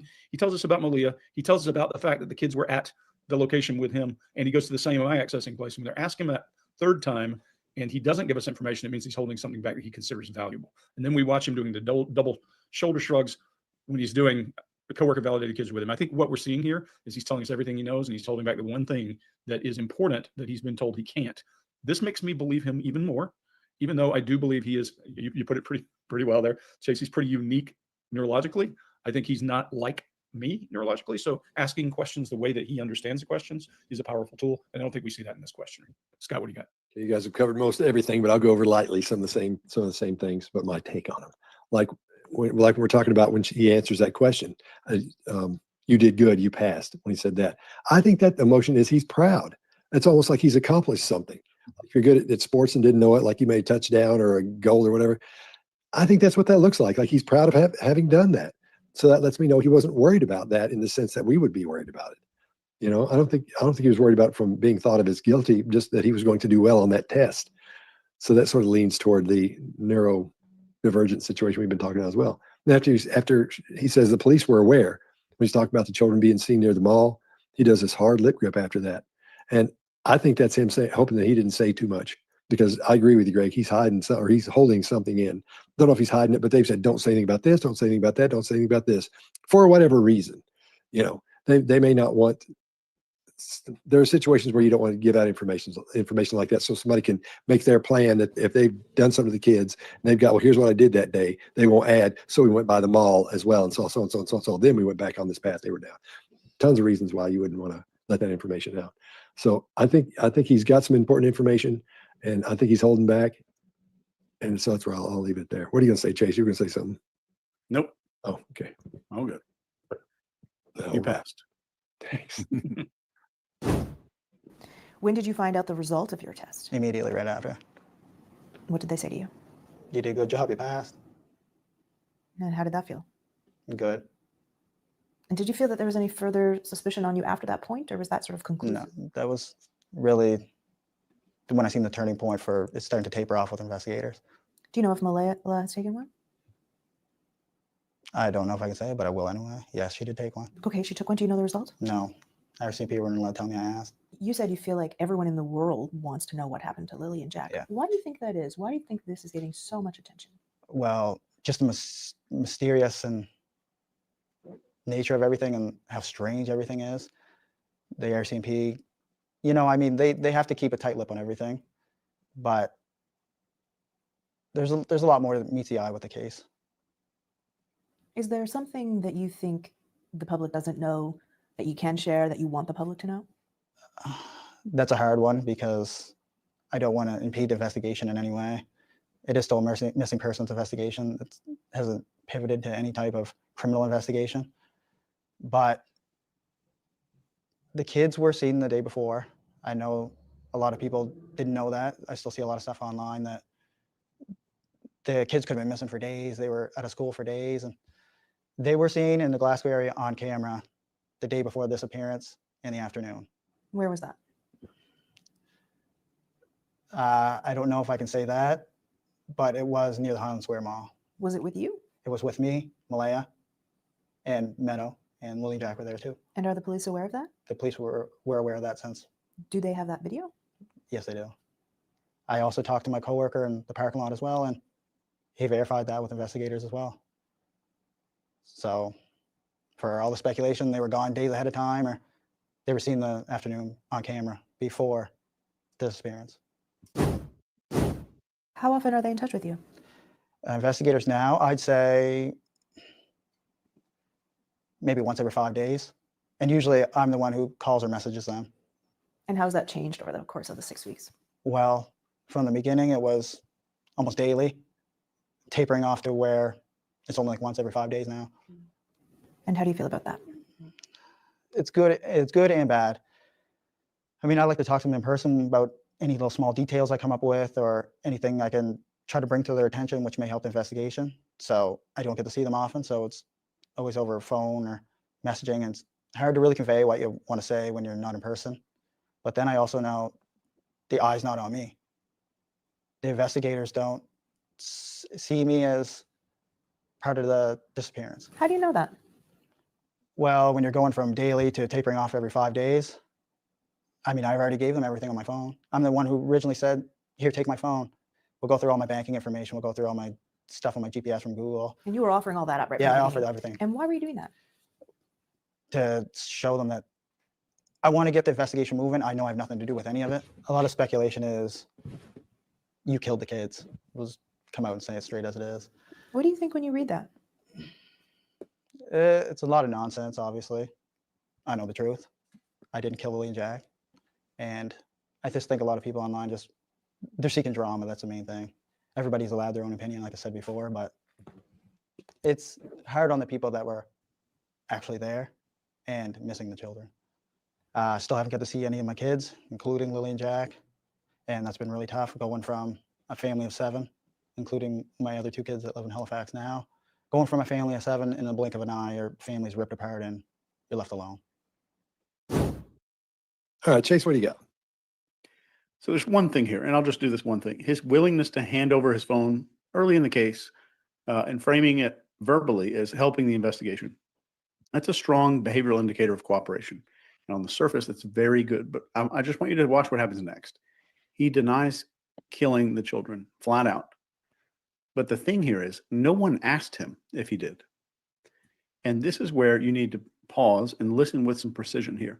The interview and the overall investigation at this stage centers around this disappearance, not confirmed harm, not murder. And he may be borrowing from a suggestion from the polygraph examiner. So when, in other cases, and maybe in this case, when somebody jumps to a murder denial. Are you talking about never a truer word? Because we've talked about them on the channel too, Krista. So if you mod for another channel, that's fine. I was also just thinking out loud for the mods. If you guys all email me tonight, and I can email you before going on the members' lives, and you get a link to StreamYard, you should, even if you're in the background as a guest, you should be able to join. We'll try it that way. The live. Okay. We've got 20 more minutes, and then we're going to wrap it up for tonight. Unprompted, it can mean one of 2 things. Number one, they've already reframed the event in their mind, consciously or unconsciously, around death. Or 2, they're answering a question that nobody asked. And that should always, always raise an eyebrow. So now, what didn't he say? What's missing? He didn't follow up with, and I had nothing to do with them disappearing. He didn't touch the core accusation. And that's called strategic denial. In most books, when you're looking through this, it's denying something that's technically true and skipping the thing that's damning. And I've got a cold, if you're wondering why my voice sounds weird right now. But again, this whole interview drifts. The questions are soft. The emotional tone stays calm. And I think somehow in a sit down about 2 missing children, no one asks anything that would make a guilty person sweat. Nobody. And that's the real issue to me here. And truth tellers usually say stuff like, you can ask anyone, or I want to prove I didn't do this. Guilty people usually speak in isolation. I didn't do it. Full stop. And this is called excluding a social frame. Like, go ask Tommy, he was with me, or whatever. But I find it bizarre that this is an interview with a person about missing children, and no one is asking about missing children. It's ridiculous to me. Yeah, I agree, Chase. And I was freaking out about it a week ago. I was so outraged. How are we jumping from them walking out the backyard to being unalived? Like, I don't understand. I understand the odds are that there's not going to be a predator or somebody take the 2 children off a property. I get the odds, but we looked at that in ChatGPT, and actually it was the second more probable theory. And I don't effing understand. I lost my shirt last week. Like, I was so appalled that the RCMP would not ask questions about them arranging to have the kids taken. And yes, Krista, that's great to know. I have not heard about him. I'll try to remember the name there. Or remind me in another chat, please, Krista, and I'll check out that channel. It's just bizarro to me. And that's what they're sort of politely saying of this interviewer. Like, I probably, because my natural inclination was to be, yeah, but you didn't get asked about taking them. I would have gone down that line of questioning. Okay, so did you murder them, Daniel? Because you didn't really answer that question. And presuming he says no, then did you have anything to do with their involvement of them disappearing? Are you aware of them being taken? Did you plan on them being taken? What the TF? I'm not, it just seems like a no-brainer. I'm not Chase Hughes, but he's just as appalled as I was. Greg, Still am. Yeah, a couple of really good points for him in here too, though. Let me walk through a couple of those. He starts off, he's loosened up. If you notice, he's punctuating his brain's thoughts with his head, or illustrating with his head specific words and phrases, as Scott would say. His eyes are accessing to his right, but to a different area than they were before. So earlier it was all visual stuff, and now it's more auditory. As he's answering the questions about, it was once in 5 days. Now, the other piece is, as you pay attention to him, he's got a brow rise, which he doesn't have many, as he says, I'm usually the one that calls them, with the same really quick head nod. Yeah, look, I'm usually the one that calls them. The interesting piece is handing over your phone. I always love the fact people think they hand over their phone, then it's over. No, once you sign that document that says you're giving them access to your phone, that doesn't mean it's over. That means they're going to get what they get and keep checking. So it's interesting that people sometimes will think they've bypassed and then go put more information. There's fear in his face, really good fear. His eyes come back. He says in the beginning it was almost daily. I think he's almost childlike in the way he approaches some of his nonverbal communication. Then he becomes more communicative. His head starts moving around a lot more. And then here's the best thing that happens for him in the entire video series we've seen to now. When he says it was good and bad because I was not being bugged anymore, but they were not getting information, he shows grief in his brow. It's mild, but there is a little horseshoe, a little start of a curve, not as pronounced as mine is, but I'm not sure he can do that. That's a great, great, great indicator, because it says he cares that they are getting information from him about these children that could change things, which for me is a good, good indicator. Now, up to now, I've said, I think he's neurodivergent some way. I still think that. He does a stress throat clear as she asks, what do you think? And that's another good one, because he should, maybe this is all building up. Then eye accessing, as he says, the eye is not on me. He drops down to his right and down to his left. What that means is he's having some emotional feelings and some internal voice for what it means, back and forth and back and forth. You might call that looking for change in the floor, the same move, that it is very powerful. And then we see the first real emotion we see in the entire video. To your point, Chase, we don't see a lot of emotion or discussion of people and children, but when he starts to talk about all these children, all 7 members of the family, we do see emotion. That's a good sign. It means he realizes that something has fundamentally changed. Scott, what do you got? All right. At first, when he says he's talking to the police a lot, like once a week, or once every 5 days or something at this point. But I think he says he was talking to him almost every day. Yep. I think maybe he was bugging the shit out of him, and they said, "Look, man, let's just do this once a week." Because maybe he was calling for 5. What about this? How it is when there's something like that and somebody's concerned, and they get up in their head and think, "Well, this could happen," and they'll say, "Well, this could happen," and you get this barrage of what could have happened during all that. I think maybe that's what happened. They tried to cool him out by being nice to him at the same time, because I think the minutia of that probably got old to him. wasting their time, which would make me think they might have knocked him out of the running already. So it could be wrong, but that's what I thought. Maybe they aren't looking at this guy anymore. So then when she says, what do you think about that when you read that? And about the people saying he did that. We hear him do this little thing with his voice, not a growl, not a clear. It's just this like that. I think that really bothered him. I think the whole idea of that bothers him. I think he's over it. He's just done it so many times, and he wants to say, I hate this and all that, but he's staying calm about it all. Then he eye blocks when he says, I didn't kill Lilly and Jack. And this could be two things. It could be one of those things where a lot of people are going to say, well, he closed it. That's eye blocking. So he's lying when he's saying that. Well, you'll eye block when you're saying something or hearing something that you don't want to hear, or something you don't say, or something that bothers you, or something you really don't agree with, like some kind of a joke you're hearing at work. People will block their eyes. If it's a dirty joke and there's people around, you wouldn't want to hear that. So I think this really bothers him. I don't think it's because he's being deceptive. I think it bothers him saying that and bothers him hearing those things. But at the same time, he's reeling it in and being calm about it and not getting angry. That's what it looks like to me. So instead of being deceptive, I think it bothers him, and he's just not becoming angry about it or getting angry about it on the outside. Then he talked about people have their own opinion, and this is frustration that we see. And we see it all the time. This is with his legs, his arms, this little adapter there, and everything sort of moves at once when he talks about that. So, which is normal, because it's that little spike of, oh, that's uncomfortable for me. So, and then for some reason, he's been separated from the entire family. That part, again, kicks me back into something might be up here. So unless you have a situation where, like you do in narcissism, where the narcissist knocks out all your friends and everybody else in the family against you, maybe it's that kind of thing. I'm not saying his wife's a narcissist, but maybe there's something going on with the wife where she wants to point at him if he didn't do it. If somebody did it, I'm not saying she did. I haven't seen her. I haven't seen any videos on her. I don't know anything about her, but maybe that's a situation where the wife is knocking him out of those family situations to separate him and throw blame toward him. I don't know anything about any more than what we've seen in these videos. I'm just surmising something like that might be the reason, because so far I'm not seeing a lot of deception on this guy at all. So I can't imagine why they do that. So we're sort of seeing the combination of behavior and body language of somebody who could be deceptive and somebody who could be innocent. It's almost riding the line there in a lot of ways, for me anyway, when I'm looking at it like that. All right, is that everybody?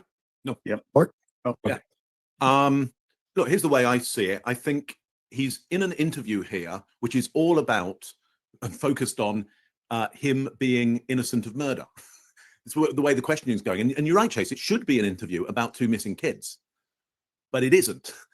Everything's focused on, and he's complying with that. He's complying with the frame of this interview. I think you're right, Scott, that he actually gets quite irritated, frustrated, and angry around this idea of, what did you think when you read that you killed the kids? He's angry and he wants this to stop. And I think that's his pleasure in this being over now. From his point of view, it's over that he's in the frame for this, but the interviewer hasn't shifted the frame to, okay, so now we're over with that. Let's what do you think? Where do you think they are? What do you think happened? The frame doesn't shift. Now, Greg, I've not watched the whole interview. Is it much longer than this? Or No, this there's is only pretty one much other, it? only one other interchange I took out about video. That's about it. Right. So in my view, it's not a great interview because it doesn't set him up in any way. It sets him up to try and argue that he has no guilt. Greg, what you got a thought? Yeah, I'll tell you that when I talked to Sadie, I watched a very short clip and we covered, and I said, look, I would go and check water because he used some really awkward word patterning even for him. And I would say now, look, if this guy's willing to come on, I'd love for us to talk to him if you come on, because he's showing a whole different vision than he had in that 1 minute little clip. Mm-hmm, mm-hmm. Yeah. So from my point of view, this still looks good. You're right. What would it look like if the questions were now more pointed towards, okay, so what's happened to them? I think he's frustrated at the whole frame of they've been murdered. I don't know whether he particularly accepts that as the full extent of the possibilities for them. I think it feels like he's gone through grief and he's accepted he's unlikely to see them, but I'm not sure he's accepted that they're murdered at this point. Anyway, and that's just conjecture from the information that I see here. Anyway, fascinating. That's a three-way tie. Well, I don't know, Chase. That landed there at the end. I'll give you that. Nicely done. How often are they in touch with you? Investigators now, I'd say maybe once every 5 days. And usually I'm the one who calls or messages them. And how's that changed over the course of the 6 weeks? Well, from the beginning, it was almost daily, tapering off to where it's only like once every 5 days now. And how do you feel about that? It's good. It's good and bad. I mean, I like to talk to them in person about any little small details I come up with or anything I can try to bring to their attention, which may help the investigation. So I don't get to see them often. So it's always over phone or messaging, and it's hard to really convey what you want to say when you're not in person. But then I also know the eye's not on me. The investigators don't see me as part of the disappearance. How do you know that? Well, when you're going from daily to tapering off every 5 days, I mean, I already gave them everything on my phone. I'm the one who originally said, here, take my phone. We'll go through all my banking information. We'll go through all my stuff on my GPS from Google. And you were offering all that up right Yeah, from I the offered beginning. everything And why were you doing that? to show them that I want to get the investigation moving. I know I have nothing to do with any of it. A lot of speculation is you killed the kids. We'll just come out and say it straight as it is. What do you think when you read that? It's a lot of nonsense, obviously. I know the truth. I didn't kill Lilly and Jack. And I just think a lot of people online they're seeking drama. That's the main thing. Everybody's allowed their own opinion, like I said before, but it's hard on the people that were actually there and missing the children. Still haven't got to see any of my kids, including Lilly and Jack. And that's been really tough, going from a family of 7, including my other 2 kids that live in Halifax now. Going from a family of 7, in the blink of an eye, your family's ripped apart and you're left alone. I think this is one of the most interesting ones we've done so far. Mark, what do you think? Yeah, I agree, because I walk away from this going, okay, not a lot to see here. I think the guy's fine. I think it's okay. But the interview is not a great one. Okay, so I'd like to see more, with more focus on more focus on a lot of the stuff we talked about, but especially from my point of view, like, what do you think happened then? What do you think happened? Because we know you don't think it was you, and we know that you think there's a lot of evidence that says it's nothing to do with you. Yeah, I get that. Okay, so then what happened? It would be my line of thinking and questioning. Chase, what do you think? Yeah. A lot of children go missing, and God bless these kids. Hope they're okay and safe somewhere. But we have somehow normalized child disappearances when they happen at scale. And there's thousands per year there. And we've taught ourselves, maybe don't look too closely. And we hear agencies kind of hide behind the no evidence of abduction thing.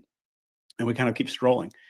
So there's a couple of things I just want to share here as a PSA. Unusual signs of trafficking that you will never hear anywhere else. The first one is unusual language for their age. Phrases that you hear are like, I'm not allowed to say, or we just moved here, in kind of a robotic tone that sounds really scripted. That's a big. I'm going to rewind this one because this is way too important. And if you're just joining, welcome in, Shell Marie. We're almost done. We've only got about 2 more minutes. So regrettably, you'll have to watch the replay, but I will be on tomorrow. And for members, I'm going to do live tomorrow at Eastern, 10 a.m. Eastern, 10-ish, just probably 10. And I will send the link to the mods in an email tonight. So we'll get it jump on a little bit early. And I just want to say that this is critical information. These men are speaking to my ears, and because you know how committed I am to missing kids with the Find Me group and everything. We do have a great group here, sweetie. Thank you. We do. I did a members live this morning too. Thank you, everybody. Hit the like on the way out, but we got 2 more minutes here because this is really, really critical information. So that's why I want to rewind, and we'll listen to the last 4 minutes here. Child disappearances when they happen at scale, including Lilly and Jack. From this going, okay, not a lot to see here. I think the guy's fine. I think it's okay. But the interview is not a great one. Okay, so I'd like to see more, with more focus on more focus on a lot of the stuff we talked about, but especially from my point of view, like, what do you think happened then? What do you think happened? Because we know you don't think it was you. And we know that you think there's a lot of evidence that says it's nothing to do with you. Yeah, I get that. Okay, so then what happened? It would be my line of thinking and questioning. Great. Chase, what do you think? Yeah. A lot of children go missing, and God bless these kids. Hope they're okay and safe somewhere. But But we have somehow normalized child disappearances when they happen at scale. And there's thousands per year there. And we've taught ourselves maybe don't look too closely. And we hear agencies kind of hide behind the no evidence of abduction thing. And we kind of keep strolling. So there's a couple of things I just want to share here as a PSA. Unusual signs of trafficking that you will never hear anywhere else. The first one is unusual language for their age. Phrases that you hear are like, I'm not allowed to say, or we just moved here, in kind of a robotic tone that sounds really scripted. That's a big one. And if you hear visible hesitation when they're offered simple choices, like if you ask, do you want chocolate or vanilla? And they have confusion and they look up at somebody that they're with, a lack of agency bleeds into the small stuff. And that's what you're seeing here. And finally, just perfect behavior and dead eyes. Like all the behavior looks normal, but the eyes are hollow or dead. And actually, I'll give you one question that you can ask. If you're ever curious to unlock the truth of one of these people, hey, what's your teacher's name? That's it. No threat, no pressure, just a question that every kid can answer in 1 second, unless they can't. And if they can, if they pause, they look confused, or they glance at an adult for some kind of guidance, that's a big deal. And this one's quiet enough to be safe, and I think it's sharp enough to break that wall. And we need better tools and better instincts for this kind of stuff. Greg, what do you got? Yeah, Chase, brilliant. One question. That's a brilliant thing to remember when you're dealing with children, because that is a big part of their life. So a couple of things. Marginalized people behave in marginal ways. And this guy's pretty marginalized. Look at how he's living. Look at that. I don't know what he does for a living. Add to that this whole complexity of what I think is a neurodivergent personality. So how he responds to authority, how he responds in these situations is going to be different maybe than yours would be. And you have to adjust to that when you're questioning. Part of the problem we see here is this is a straight line question that now is making it about him being the murderer, to your point, Mark, whether he believes they're murdered, even if he does believe they're murdered, if he doesn't believe he's the guy, that creates a whole new grief cycle and all of those things. And, we can only see what we can see. Again, I would love, Mr. Martell, you're welcome to come. We'll talk to you. We'll grill the hell out of you. When you leave us, people will believe you if you're telling the truth. If not, it's not a good choice to come on. But what I would say is this guy accessed information consistently 3 times and then only divulged twice and said, I don't think I can answer that. That's consistency. And then look at that grief muscle pop when he says it's good and bad. There would be no grief muscle if I'm allowed to get away from the cops and I hurt these children. So I think it's a really powerful telling thing. And I think I'll look forward to seeing more from him, because if he gets in front of the camera more and gets asked the hard questions, it should help him and maybe help find these children. These are babies. Scott, what do you got? And since we're talking about trafficking, it could be a child or it could be a girl who's almost an adult, or a boy at the same time. And there's a sign you can look for if they're aware of this sign. And if you see somebody take their thumb and put it right there, then cover their hand with it like that, and they may do it 2 or 3 times. It may be behind their back. It may be in the front. They may be sitting there. They may be in a car, and you drive by and you'll see that. That's when you call the cops right then. Don't mess around, because something's up. That's the international sign for I need help. So don't forget, it's just this here. This thumb goes on the inside. And if you're somebody young watching this and you have a problem, do that. You do the same thing, and that'll get you help as quick as it can get to you. That's the sign everybody should know. We should make everybody aware of. All right, fellas, thanks. This is another good one, and we'll see you next time. Wow. So if you have not subscribed to the Behavioral channel, I will put a link, like I said, to that channel right now after the live in the description section. Go ahead and subscribe. They have over 1 million followers. They're amazing. I love those guys. So thank you for being here, everybody. If you joined late, go watch the replay, do the thumbs up, do the notifications. YouTube's not getting out all the alerts. It's just a glitch. I think there's just so many people in the system. If you don't get notifications, unsubscribe, resubscribe, and click the all button that's in bold at the top. You'll get an email from YouTube, not myself, and or StreamYard. I don't know who runs it. To be honest, it's just not me. I don't have access to your email. So it's totally private, and you'll get an email notification for lives. I will be on tomorrow live, 10 a.m. members. We're going to do my channeling of Liberace. I'll show you the pictures of myself and my dad wearing his massive jewelry. And you can ask me some questions about that. I'm going to do another members live Sunday. I'm not sure what time yet, but that'll be starting our 30 days to developing our intuition and psychic blueprint with some exercises, meditations, Q&As. And I've got an interview I want you to listen to about a woman who worked for 29 years, I think it was, working for the FBI. I think 9 of those training as a psychic and developing programs where they basically studied and trained her and studied their brain and how they all got information, etc. And then I also want to dive into the CIA's document that I found on how they suggest training for astral travel. So we got lots going on in the memberships, and I will be here tomorrow night, probably close to 5 again. I'm going to start jamming some intel into my little brain and get caught up with Koberger. So probably won't start that till next week. Not sure yet what we'll do tomorrow at 5. But stay tuned. And thank you for being here. I love you all. We are an amazing community. Welcome to the new members and the new subscribers. And see y'all tomorrow. Have a great night. Love and light.